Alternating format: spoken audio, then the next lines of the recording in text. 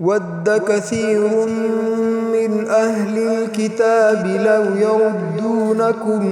مِّن بَعْدِ إِيمَانِكُمْ كُفَّارًا حَسَدًا